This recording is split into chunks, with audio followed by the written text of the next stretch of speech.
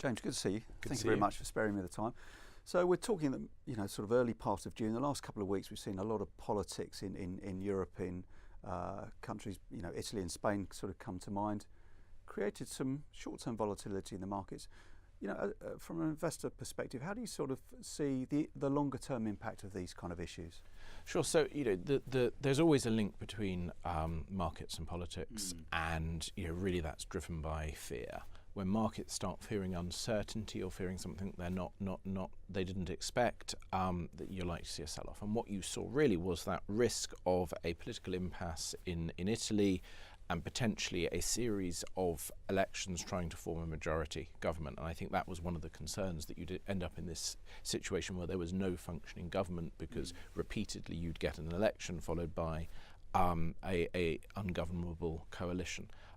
That so far hasn't actually transpired. And clearly there was the secondary risk of should the president be allowed to effectively veto a minister because they are negative on the concept of the Eurozone. In a way, that's a storm in a teacup. And what you've seen now is the market look through that and say probably Italy will have a governable coalition. And actually, secondarily, when you look at Italy, it's a country where there is a great deal of power devolved to the regions, and therefore, actually, even without a functioning centralised government, there is enough government for the country to run and continue very, very capably.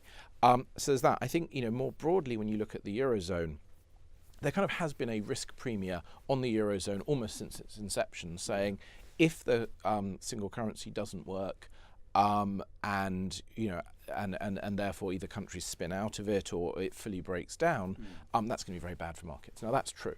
Yeah. Now economic theory tells us that the time to harmonise economies in a single currency is 30 years, and we're about 18 years into that. And you'd expect a lot of volatility, you'd expect recessions, but eventually you get there.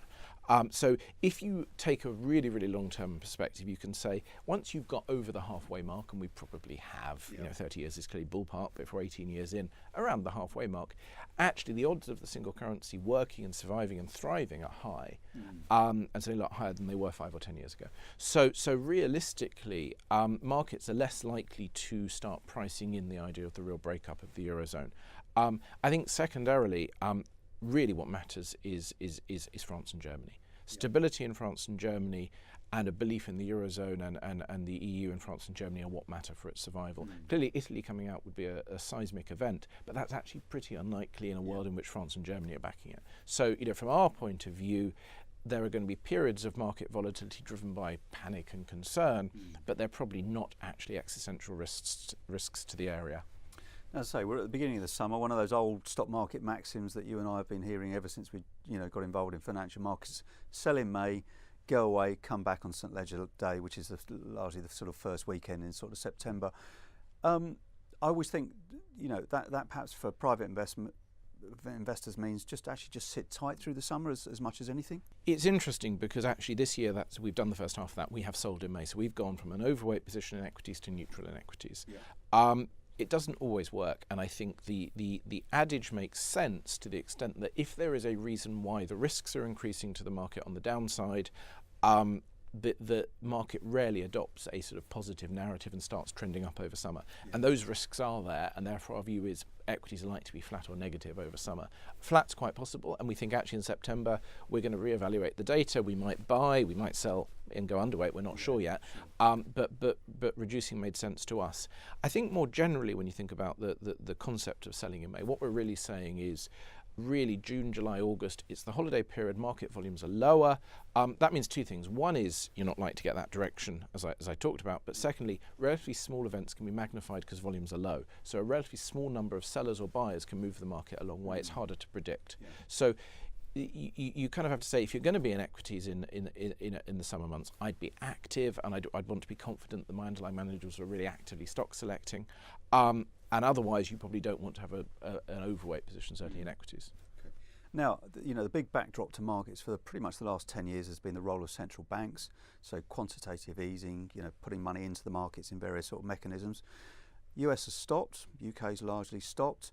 ECB may stop sort of towards the back end of the year. So this move from quantitative easing to what's called tightening, What do you think the effect on that might be on the sort of longer term? Because most asset classes have gone up as a result of this QE. I guess they've gone up because of QE, and they've gone up because of confidence driven by QE.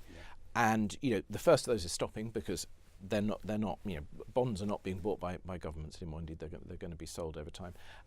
The second point is confidence, and I think what's interesting is in the US and the UK, you haven't really seen that reduction in confidence that you might have expected, i.e. particularly in the US.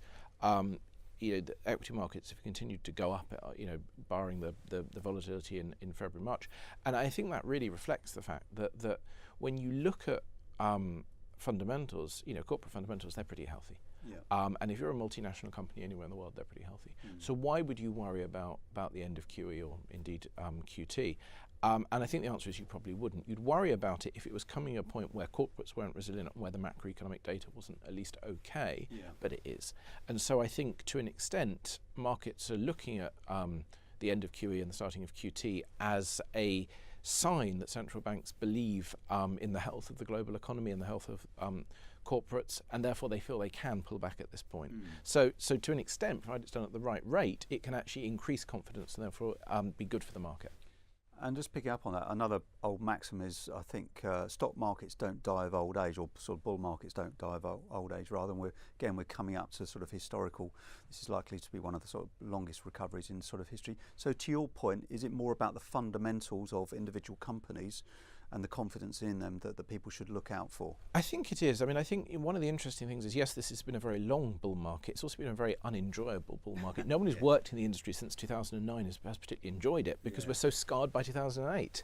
And so we've had phenomenal returns from the stock market without that sense of ebullience and excitement that you would normally see. That suggests to me we're not at the end of the bull market. I think we're clearly late cycle, but that period can go on for quite some time. I think though also, what you have seen starting this year is that focus on corporate fundamentals, and that is a sign of actually health in the market. The fact that the issues with Capita, Carillion, that's more the sign of actually people saying we're comfortable with the market moving up in aggregate, but we're not comfortable with every stock moving together.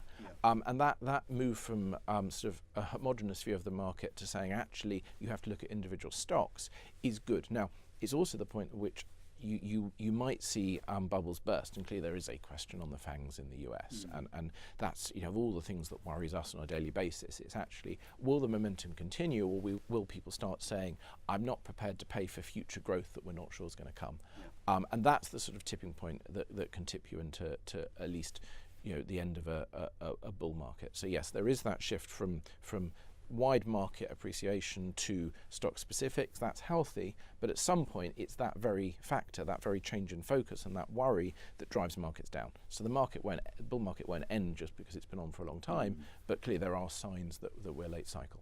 Now, another asset that's kind of performed very well in the last 18 months is oil. I think we're all beginning to feel it at the pumps. So sort of $26 sort of February 2016 as we're speaking, it's around sort of mid $70. Does that begin to feed through, do you think, to a higher level of inflation than we've become perhaps used to? Inflation is almost the big question at the moment. That central banks are typically behind the curve and are actually therefore not worrying about inflation. We know that. And should they be is the question. And one factor in that is oil, another factor is the tightness of the labour market. We know in a lot of countries, look at the US, unemployment is almost unbelievably low. We know that's a tight labour market. We know over time that should create wage inflation, and indeed we are beginning to see wage inflation.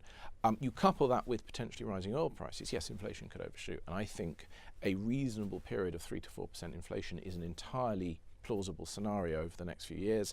I think central banks will be comfortable with that because actually they've undershot their targets for years. They can afford to overshoot, and no one wants to choke off economic growth. But also, and we don't talk about this enough, but I think it's from a political perspective and this rise of populism.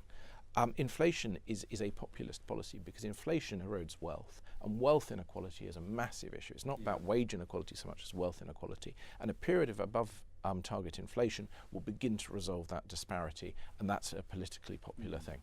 And are you putting any inflation protection into some of the portfolios you're running, perhaps on the income side? So yes, and there's a couple of things. One is clearly we like real assets, and real assets by definition have a degree of baked-in inflation protection. But more generally, we've been adding inflation-linked bonds, both actually for their long duration characteristics, which is helpful when we start thinking about protecting the portfolio as well from a potential downfall. But also we've actually bought emerging market inflation-linked bonds, because whilst we're not particularly expecting the main inflation to be in EM, what we do know is that those bonds are the most sensitive to, quickly to rises in inflation globally, and therefore actually they're a good way to play it. Okay. Now gold is obviously another topic that most people are kind of interested in.